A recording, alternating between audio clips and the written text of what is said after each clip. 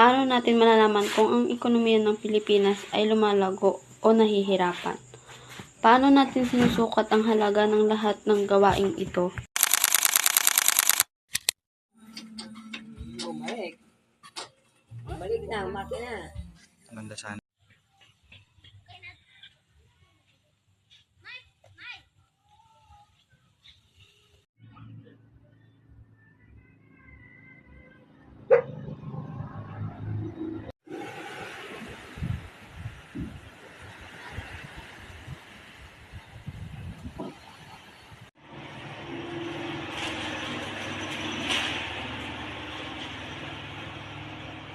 Ang pamilya ni Julia? Hindi pa. $1.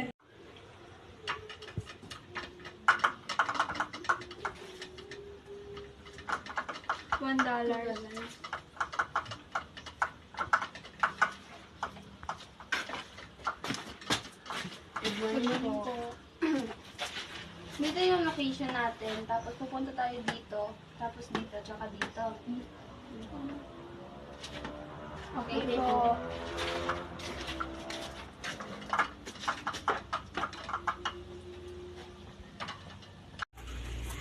$400,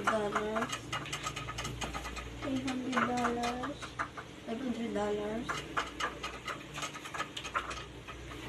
$300, $600, $500. So, ang total nito ay $600. Sa'yo, $500.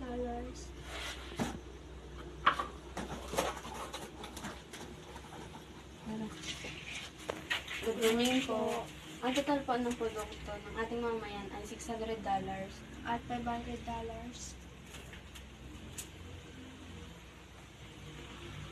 So, ang total ng produkto ng ating mamamayan ay $1,100. Opo.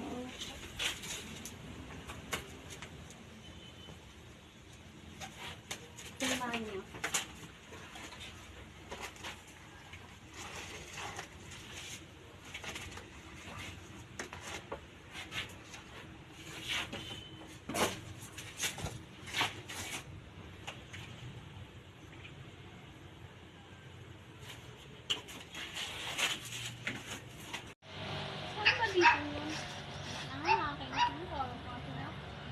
Hello, saan ba dito yon?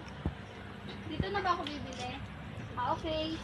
Magandang araw po, ma'am. Dito na po kayo sa amin lumihan. Ay, ma'am, dito po ako sa magpapalita. Mas masarap po dito. Ito mas masarap sa akin. Uy, ma'am, dito na lang po kayo. Di po masarap dito nila dyan. Ano hindi ba sarap sinasabi? Uy! Mas masarap yung sa amin. Wala. Sinungaling! Wala. Teka na! Ano nga po pinagkaiba ng lumihan at parisan?